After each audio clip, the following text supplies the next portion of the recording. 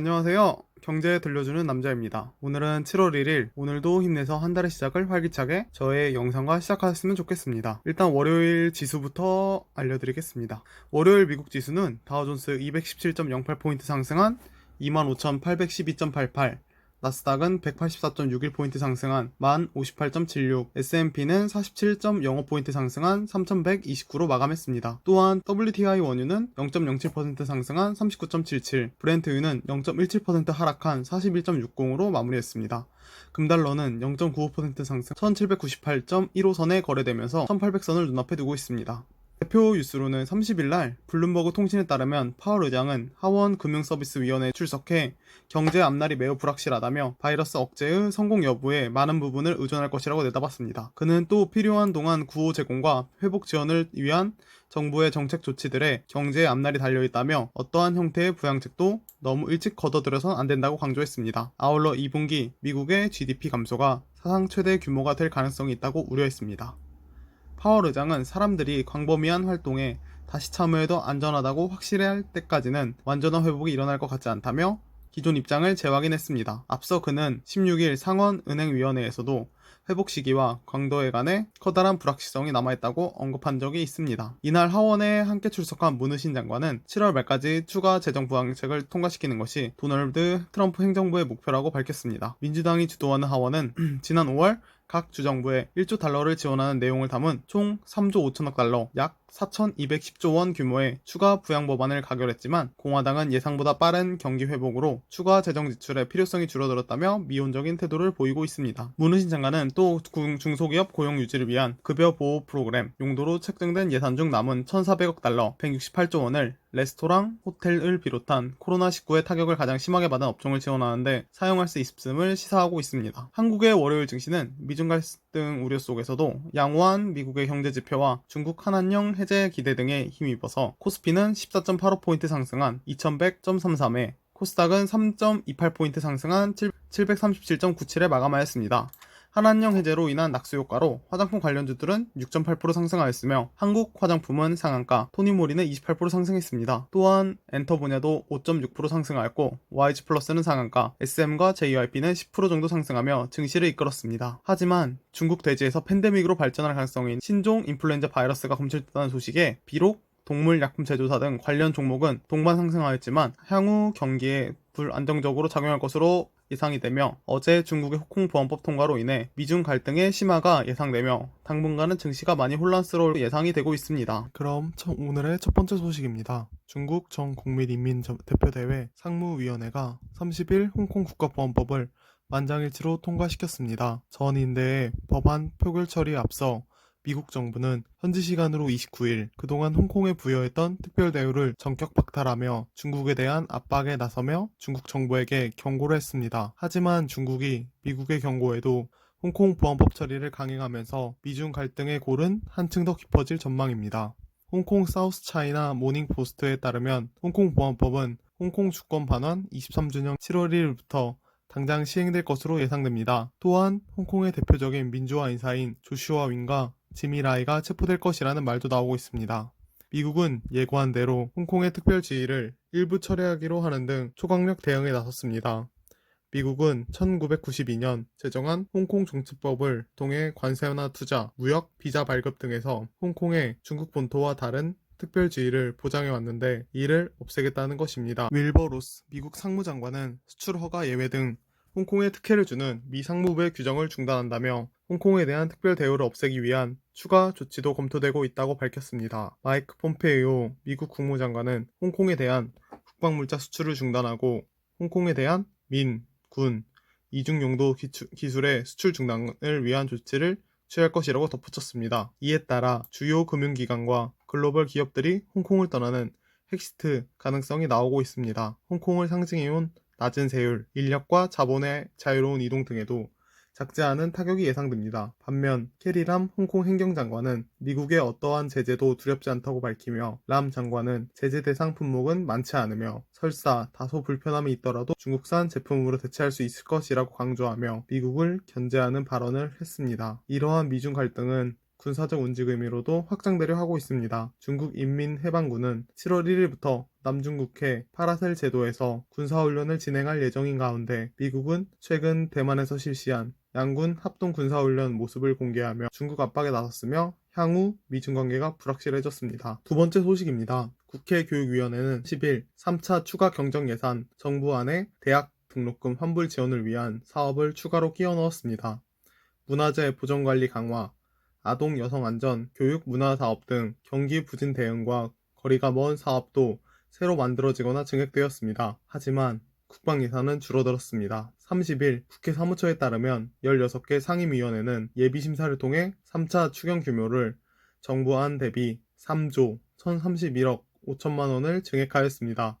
그중 가장 눈에 띄는 건 등록금 환불 지원인데요. 국회 교육위원회는 예비심사에서 대학을 위해 2,718억 원을 늘렸습니다.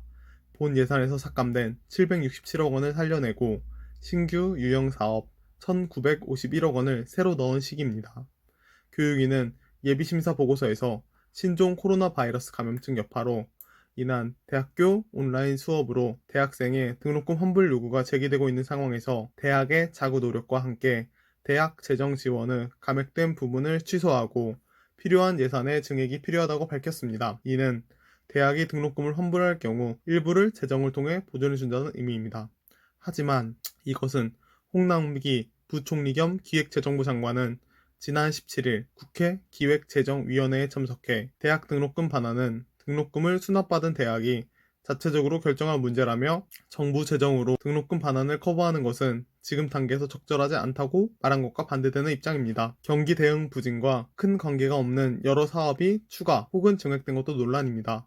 국회 문화체육관광위원회는 관광한국 실감 콘텐츠 제작 사업을 230억 원 규모로 새로 넣었는데요. 230억 원으로 한국 관광 명소를 디지털 영상으로 구현해 제작 배포하겠다는 계획입니다. 또한 불교 문화유산 보호 긴급 사업을 신규로 추진하겠다는 이유에서 88억 원을 증액했습니다. 그리고 아동 여성 안전 교육 문화 사업은 2억 원이 늘었습니다. N번방 사건을 계기로 학생들의 디지털 성범죄 예방이 필요하다는 게 증액 사유입니다. 예비 심사에서 소관 추경 규모를 가장 많이 늘린 건 산업통상자원중소벤처기업위원회입니다. 2조 3,101억 원을 증액했습니다. 전체 추경 증액 규모의 67.7%를 차지합니다. 코로나19 여파로 직격탄을 맞은 중소기업과 영세 상인을 위한 지원 규모를 확대했습니다.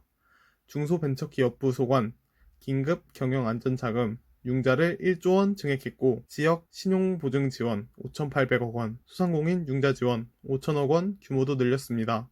하지만 국방 예산은 또 깎였습니다. 첨단 과학훈련 및 교육 7억 원, 첨단 정보통신교육 2억 2천만 원을 감액했습니다. 코로나19 여파로 이런 집합교육에 제한이 있을 수도 있다는 이유에서 감액하였습니다. 이에 대해 조동근 명지대 경제학과 명예교수는 재정 상황이 어려운 만큼 꼭 필요한데 돈을 써야 하는 상황에서 대학 등록금 환불 지원과 같이 인기 영합적 사업을 추경에 대폭 끼워 넣으면 나라 돈만 낭비하는 결과를 낳을 수 있다며 추경 산업이 끝난 뒤에도 민간에서 사업을 이어가고 고용을 창출할 수 있는 사업에 재정이 투입되도록 해야 하는데 국회가 거꾸로 심의를 했다고 지적했습니다.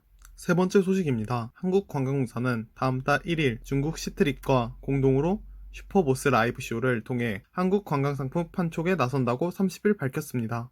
시트립은 아시아 최대이자 중국 최대 여행기업인 트립닷컴 그룹의 중국 브랜드입니다. 공동 창업자 중 한 명인 량젠장 회장이 직접 출연해 해당 여행지를 소개하면서 호텔 숙박권과 관광산업의 할인 판매를 진행합니다. 이번 한국 특집 슈퍼보스 라이브 쇼는 해외 방문 여행 상품으로는 처음으로 진행되는 것이며 또 코로나 이후 처음으로 추진되는 방한 상품 판매이자 사드 배치를 빌미로 2017년 3월 시작된 한한령 이후 처음으로 OT와 공동으로 진행하는 사업이기도 합니다. 중국 여행기업 트립닷컴 그룹은 중국 브랜드인 시트립과 공동으로 한국 관광상품 판촉에 나선다는 소식이 전해지면 한한령 해제 공식화로 해석되었습니다. 한국 관광상품이 중국 전역으로 공식 판매되는 건 2017년 중국 내 한국 관광 단체 상품 판매 금지령 이후 처음입니다. 당시 중국은 한국의 사드 배치에 대한 보복으로 이 같은 결정을 내렸습니다. 이 때문에 일각에서는 중국이 한한령 해제를 공식화한 것이 아니냐는 해석도 나오고 있습니다. 중국 전역을 대상으로 여행 상품을 판매하는 것은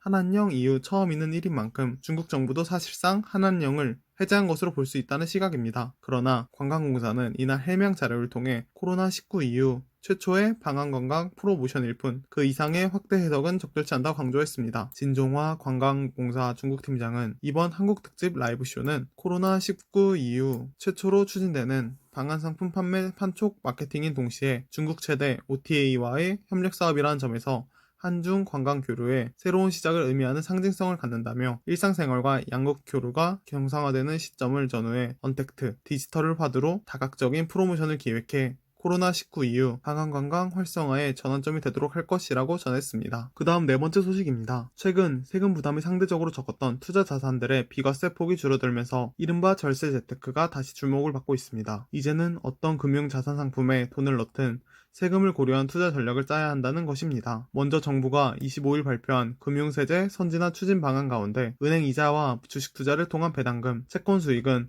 양도소득세 부과 대상에 해당되지 않는 투자자는 예금이나 채권, 배당주 등의 기존과 동일한 포트폴리오를 유지해도 괜찮다는 것입니다. 또한 배당주와 공모 리츠는 부동산 간접 투자 회사를 말합니다. 그 매력은 되려 올라간 상황입니다. 배당으로 인해 소득에는 주식 차익 양도세보다 낮은 소득세율이 적용되기 때문입니다. 특히 공모 리츠는 2021년 말까지 매수해 3년 이상 장기 투자하면 배당 소득에 대해 분리과세 혜택 9.9%까지 주어집니다. 또한 달러 투자에 대한 관심도 부쩍 많아지고 있습니다. 달러는 환차익으로 수익을 거둬도 양도소득세 등이 부과되지 않습니다. 상대적으로 달러가 쌀 때 미리 사둔 뒤 달러 예금을 통해 이자 수입을 얻고 추후 달러가 강세를 보일 때는 환전한다 해도 세금이 0원인 셈입니다.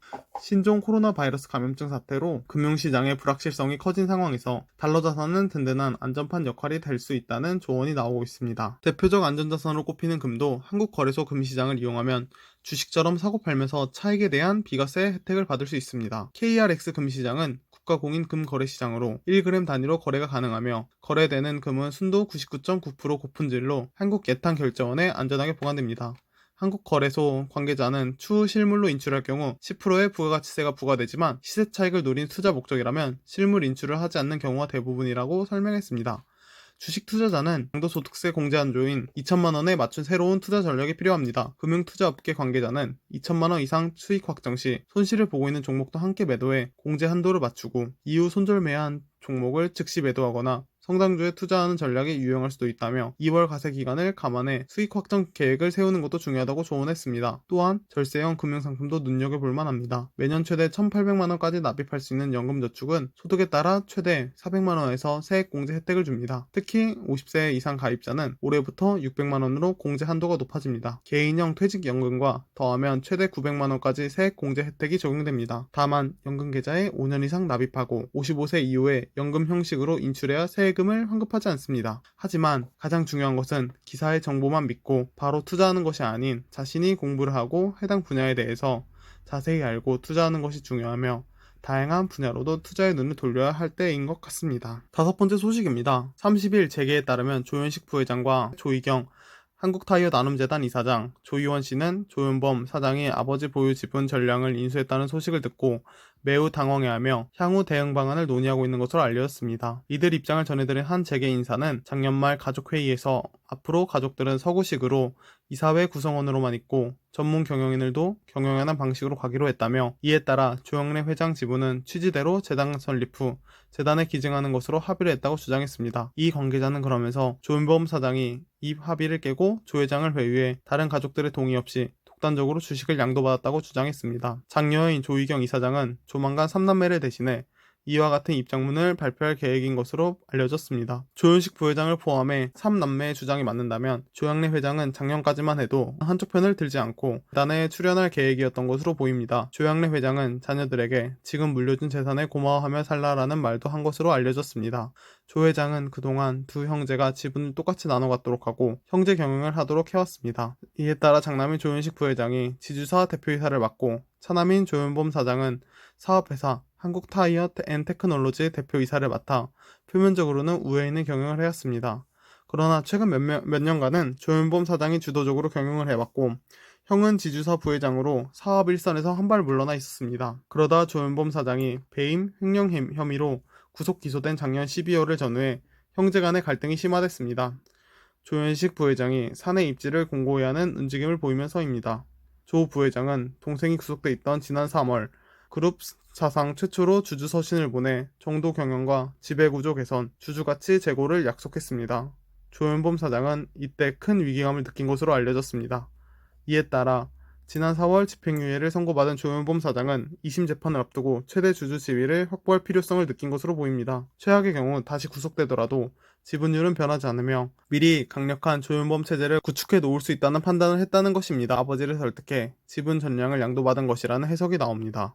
조양래 회장은 최근 형제 간 갈등이 심화되는 상황을 지켜보면서 이래선 회사가 잘못될 수 있다는 우려를 한 것으로 알려졌습니다. 이에 따라 평소 경영 능력이 낮다고 판단한 차남에게 지분을 몰아줌으로써 형제 간의 분쟁을 차단하려 했다는 게 재계의 해석입니다. 그러나 조현식 부회장과 누나들이 반격에 나설 것을 예고하면서 형제 간 분쟁은 피할 수 없을 것으로 보입니다. 3남매가 지분을 합쳐도 30.97%로 조현범 사장 42.9%에게 대항하기 쉽지 않지만 국민연금과 다른 기관 투자자의 지지를 이끌어낼 경우 승산이 없지 않습니다. 업계 관계자는 결국 또 국민연금이 힘을 실어주는 쪽이 이기지 않겠느냐고 말했습니다. 해당 기사를 보면서 한진칼이 떠오르더라고요.